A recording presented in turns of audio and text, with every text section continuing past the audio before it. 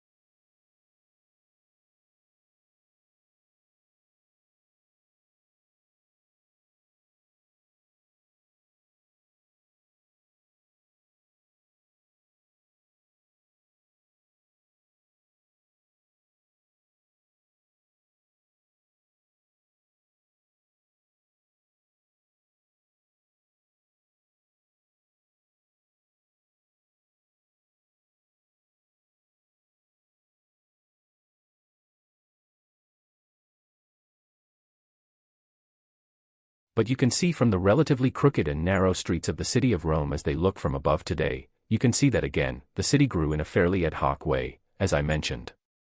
It wasn't planned all at once. It just grew up over time, beginning in the 8th century BC. Now this is interesting, because what we know about the Romans is when they were left to their own devices and they could build the city from scratch, they didn't let it grow in an ad hoc way. They structured it in a very very methodical way. That was basically based on military strategy, military planning. The Romans, they couldn't have conquered the world without obviously having a masterful military enterprise. And everywhere they went on their various campaigns, their various military campaigns, they would build camps, and those camps were always laid out in a very geometric plan along a grid, usually square or rectangular.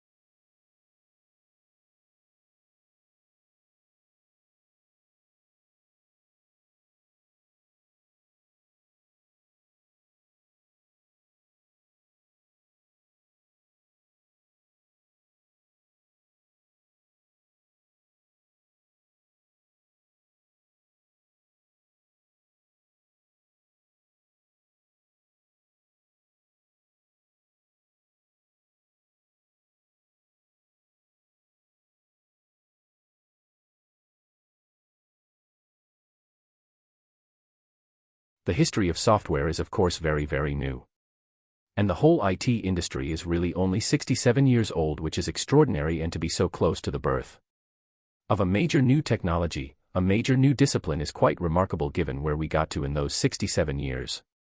And the progression has been not so much A progression is a stampede because Moore's law, the rapid expansion in the power of computing and the rapid fall of the cost of computing and storage and communications has made it feasible for information technology to move into all sorts of areas of life that were never originally envisaged. What has happened is that there has been, as I said, a stampede for people to pick the low-hanging fruit. And that is what's guided the development of software and information technology over the past decades and continues to do so with a number of consequences that we will explore.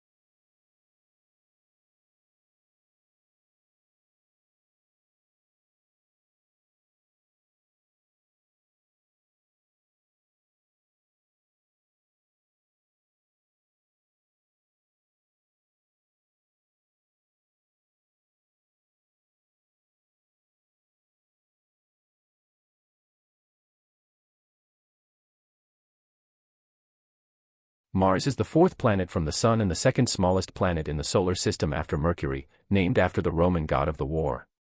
It is often referred to as a red planet because the iron oxide prevalent on its surface gives it a reddish appearance. Mars is a terrestrial planet with a thin atmosphere, having surface features reminiscent of both the impact crater of the Moon and the volcanoes, valleys, deserts, and polar ice caps of the Earth. The rotational period and the season cycles of the Mars are likewise similar of those of Earth, as it was the tilt that produced the seasons. Mars is the site of the Olympus Mons, the largest volcano and the second largest known mountain in the solar system, and the Valles Marineris, one of the largest canyon in the solar system. Until the first successful Mars flyby in 1965 by Mariner 4, many speculated about the presence of the liquid water on the planet's surface. This was based on observed periodic variation in the light and the dark patches, particularly in the polar latitude, which appeared to be seas and continents. Geological evidence gathered by the unmanned mission suggested that Mars once had a large scale of water coverage on the surface at some earlier stages of existence.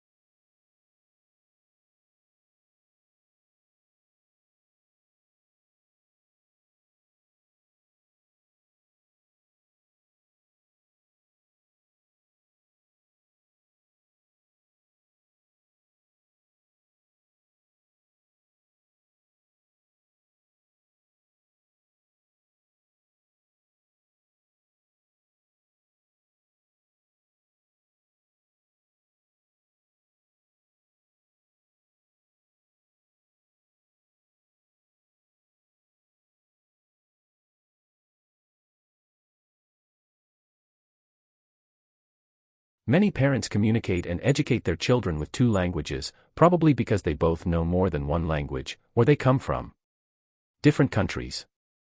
Most of these parents think this can benefit their children's language learning. But actually kids will get confused when their parents use different languages from each other to describe the same object. If one parent sticks to one language, and the other one sticks to another language, their children will not be confused anymore.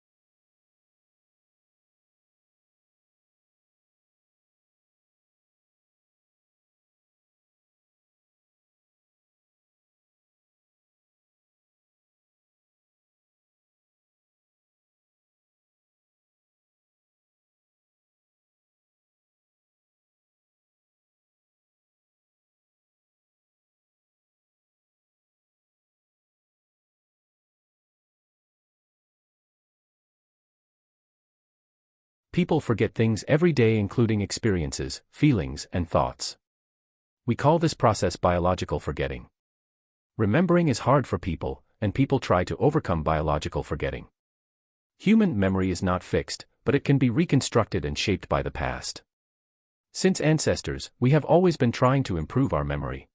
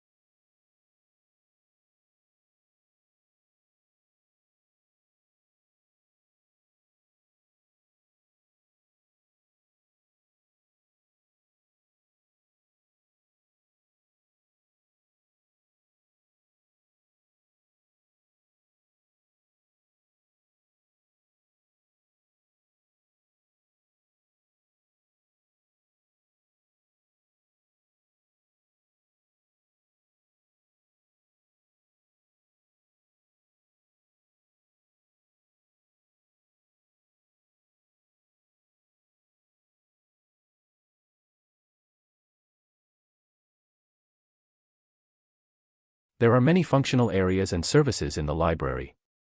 You'll see the service desk after entering the library, and you can have these services at the service desk. There are computers on each floor, by which you can gain access to the internet and check emails and library catalogs. Follow the orange signs and you will find printers. Then, follow the instructions to use them. Remember to bring student cards. You have to use printers with your card. If necessary, you can ask the staff at the front desk to help you.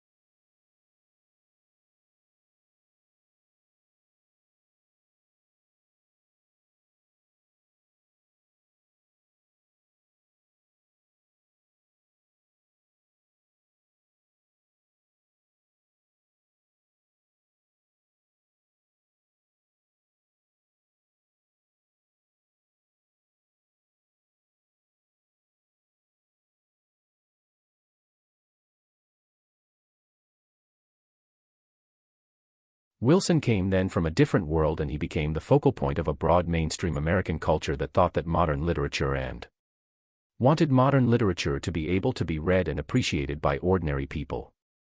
They were not modernists in an abstract sense, and certainly some of them, like T.S. Eliot and Faulkner, were too difficult for some of their writings to be read by ordinary people, but this was a world before the division between the brows or between elite or whatever had established itself as part of our consciousness.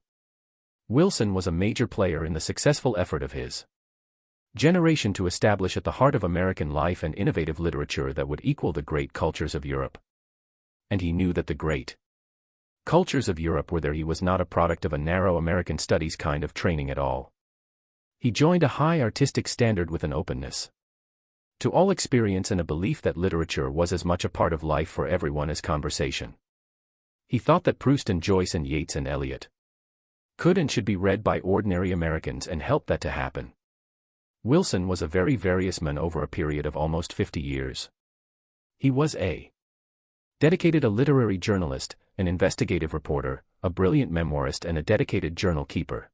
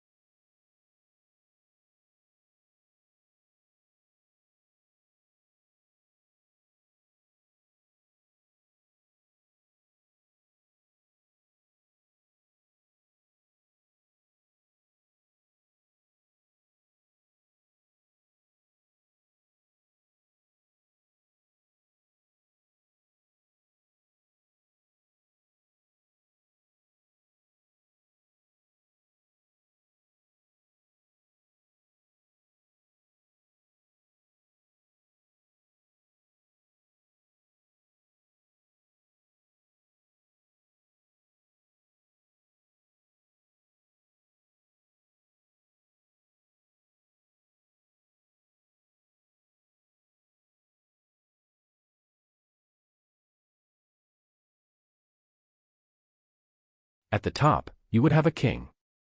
Now the king would rule over a kingdom. Now, this is not so easy to govern, especially during the Middle Ages.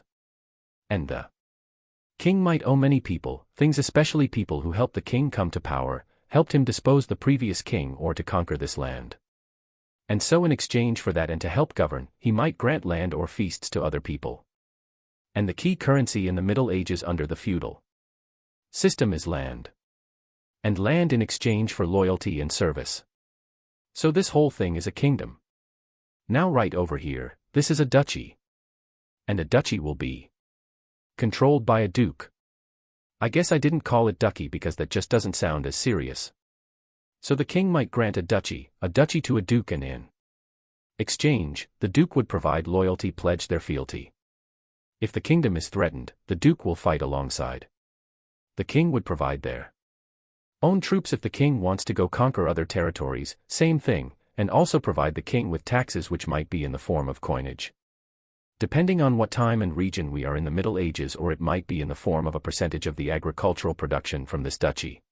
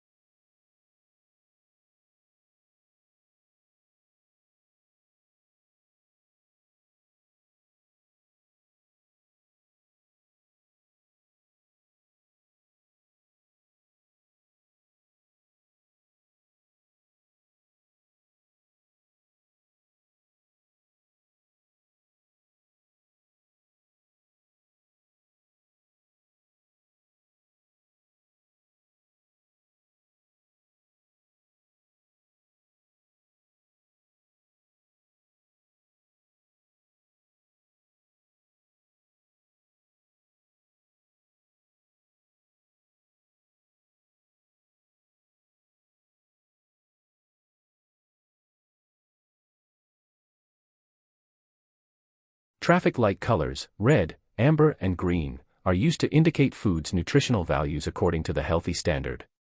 Different colors represent different food types, so that people can determine what to eat when they need some certain types of nutrient. The responsibility to label food properly on the packages is on the retailers. Thus consumers can be aware of food with less salt or less fat. This system makes it easier for consumer to make decisions.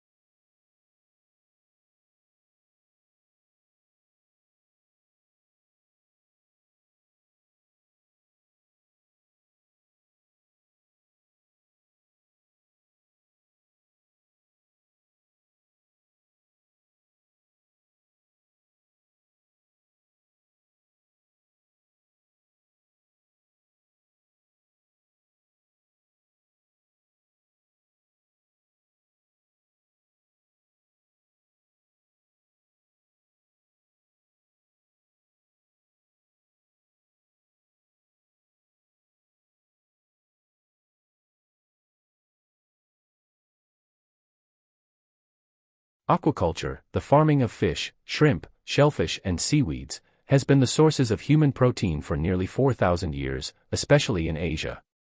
In the last decade, however, there has been unprecedented growth in aquaculture production, more than 300% since 1984, which has increased the importance of the modern food supply. It's the world's fastest growing food production activity. And globally, more than 25% of the odd fishing and shellfish production in 1999 was attributable to aquaculture. Yes, this industry's contributions to human diet is actually greater than the numbers imply, whereas 1/3 of the conventional fish catch is used to make fish meal and fish oil. Virtually all farmed fish are used as human food. Today, nearly 1/3 of fish consumed by human is the product of aquaculture, and that percentage will only increase as aquaculture expands the world's conventional fish catch, for the oceans and lakes continues to decline because of overfishing and environmental damage.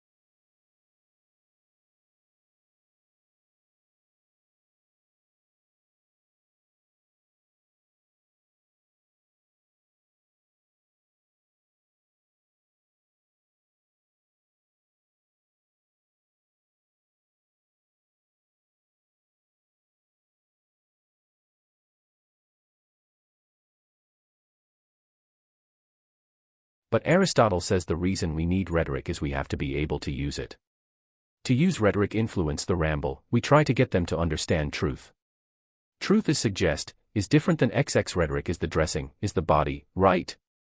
Truth is the spirit, is the soul, is abstract. It doesn't have a body. It's no particular. If you want to get somebody to the truth, you might have to use some kind of tricks. Right. Because most of people are not sound and can see the truth. That's what we think. Most people are rambles. Really. Only the educated be erudite are actually capable of seeing the truth. If you want to get the general mass there, you may have to do a little bit. So Aristotle, that is rhetoric. Rhetoric is something that is used to influence people. Right. And it's a kind of mentally promised a logic.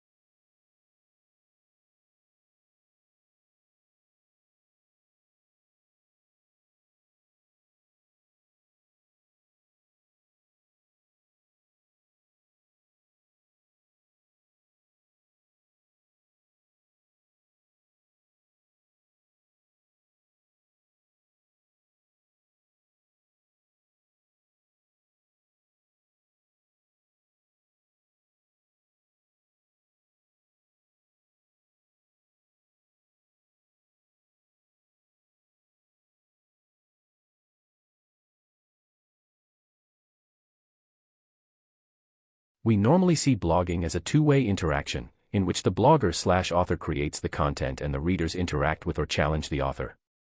But the case will be much difficult when it comes to governments, such as the White House. Because people will become coarser and ruder online towards their governments, especially in comment areas. Thus, governments' blogs may go wild and chaotic. And then governments will have to administrate the comments. Once the government starts to impose harsh administration on comment areas, citizens may find the government manipulating what should be said and what should be shown, which contradicts the original intention.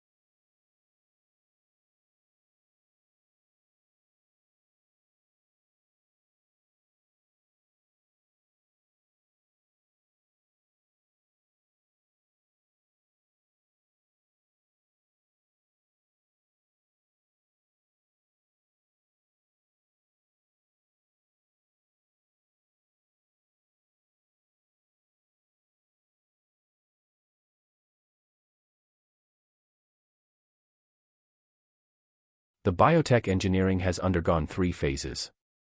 In the first phase, people designed and made some simple machines, which aimed to help people understand ourselves. And first group of people that realized we could learn from ourselves were engineers.